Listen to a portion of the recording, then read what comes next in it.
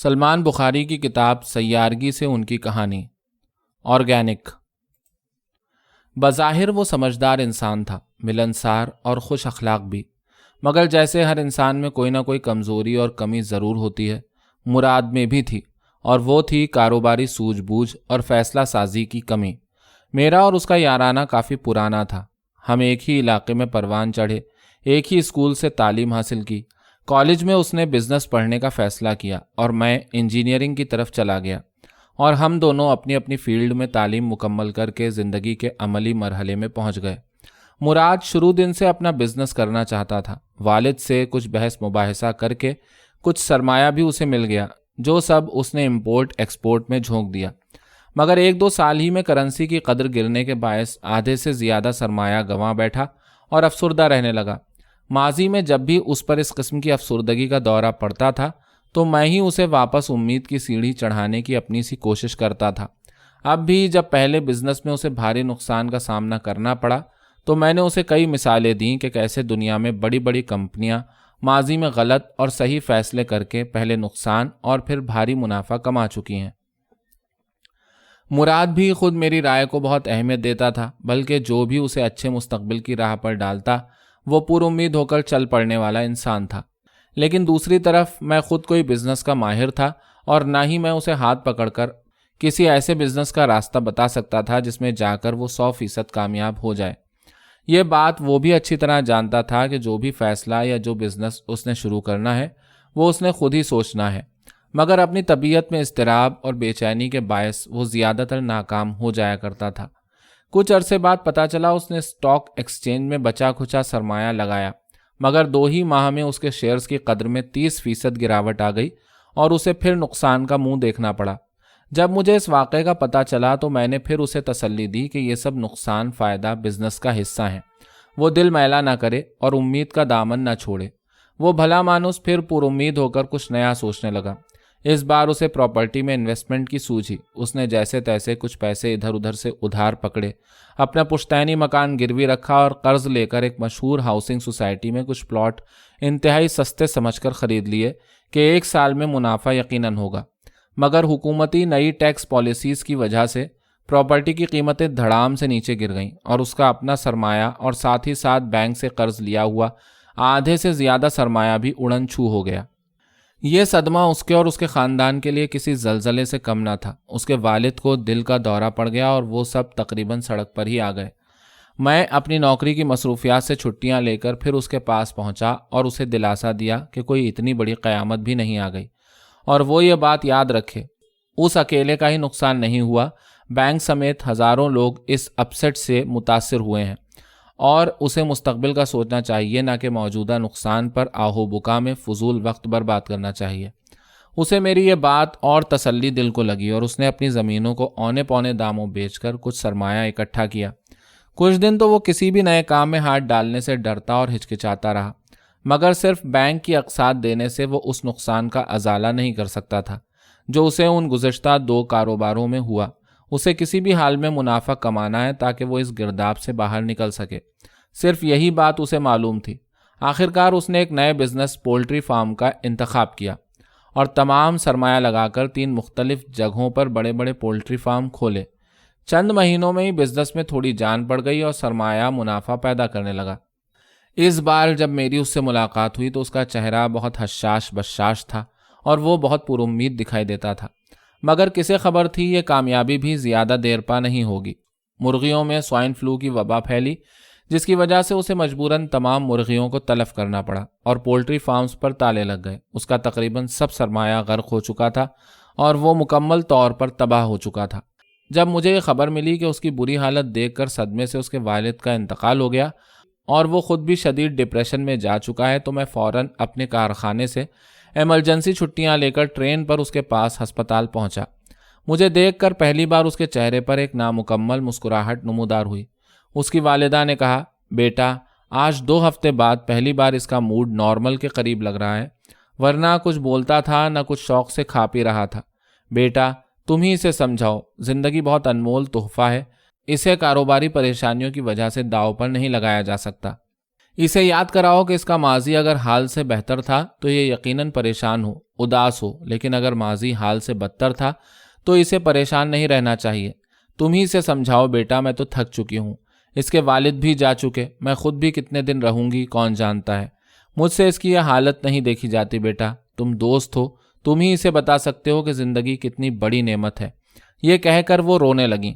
میں نے انہیں تسلی دی اور کہا کہ آپ فکر نہ کریں ماں جی، میں اسے جانتا ہوں، اندر سے یہ بہت زندہ دل اور پر امید انسان ہے، اوپر تلے غلط کاروباری فیصلوں نے اسے ایسا بنا دیا ہے۔ میں وعدہ کرتا ہوں اسے ٹھیک کر کے ہی یہاں سے جاؤں گا، آپ پریشان نہ ہوں۔ یہ کہہ کر میں مراد سے مخاطب ہوا۔ مراد میرے یار، کیا حالت بنا لی تم نے اپنی، کچھ ہوش کے ناخن لو دوست۔ میری جان، پیسوں کے چلے جانے سے زندگیاں ختم نہیں ہوتی۔ کیا ہوا، تم بینک کرپٹ ہو گئے، تمہاری سب دولت لٹ گئی، وہ دولت تمہاری تھی بھی کب؟ میرے دوست، دولت کا پرندہ تو کبھی کسی کے سر پر تو کبھی کسی کے سر پر، کل تمہارے پاس تھی، آج کسی اور کے پاس، کل کہیں اور۔ دولت کے لٹ جانے سے کوئی طوفان نہیں آتے، زندگی لٹ جانے سے طوفان ضرور آتے ہیں دوست۔ پریشان نہ ہو میرے یار، کبھی نہ کبھی تم بھی سرفراز ہوگے۔ تمہارے غم کو دیکھ کر انکل گزر گئے، آنٹی بھی پریشان ہیں، ان کی فکر کرو۔ اگر تمہاری حالت دیکھ کر انہیں صدمے سے کچھ ہوا تو تم اور پریشان ہوگے۔ بہتر یہی ہے کہ اس افسردگی سے باہر نکلو اور حالات کا مقابلہ کرو۔ مجھے یقین ہے کہ کوئی نہ کوئی بہتر راستہ نکل ہی آئے گا۔ میری باتیں سن کر مراد کی آنکھوں سے آنسو ابل پڑے، اور یہی میں چاہتا تھا کہ وہ رو کر اس افسردگی کے فیز سے باہر نکلے جس فیز میں رہتے ہوئے اسے 2 ہفتے سے زیادہ ہو چکا تھا۔ آہستہ آہستہ میں اس کے موڈ کو معمول پر لے آیا اور اسے زندگی کی جانب دوبارہ لوٹا دیا۔ وہ اور اس کی ماں دونوں میرے ساتھ میرے شہر چلے آئے، جہاں انہوں نے ایک مکان کرائے پر لے لیا۔ اس اتوار چھٹی پر جب میری اس سے ملاقات ہوئی تو وہ کافی پرجوش دکھائی دے رہا تھا۔ میں سمجھ گیا جب بھی وہ اس موڈ میں ہوتا ہے اسے کوئی نیا بزنس آئیڈیا سوجھا ہوتا ہے، اور وہی ہوا۔ اس نے میرے سامنے ایک اسٹور کھولنے کا آئیڈیا رکھا اور اصرار کرنے لگا کہ میں اس کا پارٹنر بنوں گا تو وہ کوئی بزنس کرے گا، ورنہ نہیں۔ اس کی وجہ اس نے بتائی کہ بہت سوچنے کے بعد وہ اپنی اس خامی کو سمجھ چکا ہے کہ ہر انسان میں سب خصوصیات اکٹھی نہیں ہو سکتی۔ اس نے کہا کہ اس کے پاس اچھے آئیڈیاز تو ہوتے ہیں، مگر ان کو عملی جامہ پہنانے کی اہلیت اور ٹھہراؤ اور قوت فیصلہ کی اس میں بے حد کمی ہے، اور یہ خصوصیات اسے مجھ میں دکھائی دیتی ہیں۔ اس لیے اگر میں اس کا ساتھ دوں تو کامیابی یقینی ملے گی۔ میں نے اس کا دل رکھنے کے لیے ہاں کر دی اور پوچھا، اچھا بتاؤ کہ کیا آئیڈیا ہے؟ اس نے کہا، دیکھو شہریار، یہ شہر جس میں تم رہتے ہو اس ملک کا سب سے بڑا شہر ہے۔ یہاں بڑے بڑے مالز ہیں، بڑے بڑے پرچون کے سٹورز ہیں، جہاں پلاسٹک کی پیکنگ کی بھرمار ہے۔ شو کیسوں میں پلاسٹک کی شیلفوں پر سجی ہر کھانے کی چیز کیمیکلز سے بھرپور پلاسٹک کے پیکٹس میں بند بکنے کے لیے پڑی ہے۔ تیل سے لے کر صابن، ٹوتھ پیسٹ سے لے کر شیمپو، ڈبل روٹی سے لے کر مارجرین، مکھن، سب کیمیکل سے بھرے پڑے ہیں۔ اگر ہم ایک ایسی دکان کھولیں جہاں ہر چیز 100% آرگینک ہو تو شہر کے وہ لوگ جو کیمیکلز کے زہر سے پاک چیزیں خریدنا چاہتے ہیں وہ یقیناً ضرور آئیں گے، اور ہم ایسے صارفین کا انتخاب بن جائیں گے جو پلاسٹک کی بوتلوں میں پانی، جوس نہیں پینا چاہتے۔ جو تمام ایسی چیزیں جن میں مضر صحت کیمیکلز کی بھرمار ہے، تیل سے لے کر ٹوتھ پیسٹ مجبوراً خریدتے ہیں کیونکہ ان کے پاس دوسرا کوئی آپشن نہیں۔ ہم اپنے سٹور میں چاول سے لے کر کھانے کی ہر چیز پلاسٹک میں پیک نہیں کریں گے، پانی شیشے کے بند گلاس میں بیچیں گے۔ 100% اصل مکھن، دودھ، دہی، دالیں، اصل چاکلیٹ، خشک میوے صرف سمندر یا دریا کی مچھلی، سبزیاں صرف ان کاشتکاروں کی جو کیمیکل سے پاک سبزیاں اگاتے ہیں، انڈے صرف ان مرغیوں کے جنہیں کیمیکل سے پاک دانہ کھلایا جاتا ہے، ڈبل روٹی صرف اصل گندم کے آٹے کی بنی بغیر کسی کیمیکل کے۔ دکان میں سے لوگ سبزی مسالے خود اپنے ہاتھ سے خریدیں اور وہیں شیلف کے حوالے کریں، اور اپنی پسند کی ڈش بنوا کر وہیں ریسٹورنٹ میں کھانے کی یونیک سروس متعارف کروائی جائے۔ تازہ پھلوں کو خود خرید کر خود یا اسٹور کے سٹاف کی مدد سے تازہ جوس وہیں تیار کر کے نوش کرنے کی سروس پہلے بھی کچھ جگہوں پر میسر ہے، مگر اصل مقصد یہ ہے کہ ایک چھت کے نیچے 100% بغیر کیمیکلز کی خوراک جسے خریدنے والا اعتماد سے خرید سکے اور وہیں کھا بھی سکے، تاکہ لوگ اصل ذائقے سے روشناس ہو سکیں اور بازاری ناقص اجزاء اور تیل میں بنے کھانوں کے ریسٹورنٹس اور نقلی اجزاء اور فلیورز کے جوسز سے بچ سکیں۔ اب رہا سوال کہ یہ سب کچھ ہمیں مہیا کون کرے گا؟ میرے اپنے خیال میں یہ کچھ ایسی نایاب اشیاء بھی نہیں، صرف ان کو چن کر اپنی دکان میں رکھنا ہے اور ان کی ترسیل کا ایک سسٹم بنانا ہے جہاں کاشتکار اور تاجر ہمیں ہماری پسند کی چیزیں باقاعدگی سے مہیا کرتے رہیں۔ میں مراد کی یہ سب باتیں غور سے سنتا رہا۔ بظاہر مجھے یہ آئیڈیا عجیب اور سمجھ میں نہ آنے والا نہیں لگا تھا، مگر کاروبار سے متعلق میری معلومات واجبی سی تھیں۔ ہاں، میں کاروبار کے ایک اہم اصول کو ضرور جانتا تھا کہ سرمایہ ہمیشہ صرف آدھا لگانا چاہیے۔ خیر، مراد کے کہنے پر میں نے اپنی جمع پونجی کا نصف اس کے ساتھ شیئر کیا اور ہمیں بینک نے کچھ لون میری ساکھ کی وجہ سے فراہم کر دیا، اور ہم نے شہر کے پہلے آرگینک اسٹور کم ریسٹورانٹ کا افتتاح کر دیا۔ شروع میں سیل بہت سست رہی کہ لوگوں کو وہ بازاری مضر صحت اشیاء وہاں نہ مل پاتی تھیں جن کی ان کو کھانے کی عادت تھی، مگر آہستہ آہستہ ایک خاص طبقہ ہمارا کسٹمر بن گیا، اور قسمت نے ساتھ دیا اور ایک معروف ٹی وی اینکر نے اسٹور کو اپنے پروگرام کا موضوع بنایا، اور کچھ ہی دنوں میں دور دور سے لوگ ہمارے ہاں کھانا کھانے اور خریداری کرنے آنے لگے۔ ہم نے 7 ماہ میں ہی شہر کے پوش ایریا میں ایک نئی شاخ کی ابتدا کی جو انتہائی کامیاب رہی۔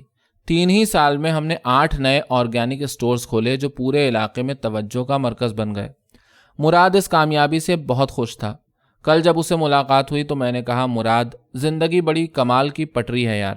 انسان اپنی کوتاہیوں کو بدبختی سمجھ کر پٹری سے بار بار اترتا ہے، مگر زندگی بار بار انسان کو موقع دیتی ہے اور پھر سے پٹری پر چڑھا دیتی ہے۔ مراد نے مسکراتے ہوئے کہا، ہاں شہریار، سچ کہا تم نے، مگر زندگی کے ساتھ ساتھ دوستی بھی بڑی نعمت ہے۔